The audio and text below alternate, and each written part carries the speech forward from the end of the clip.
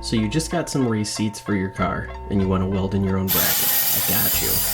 Take your old frame and cut it apart. Make some new tabs. Grind it clean. Drill a hole in it. Put a bolt in there. Tack everything together. Bring it to your workbench and put some meaty beads down.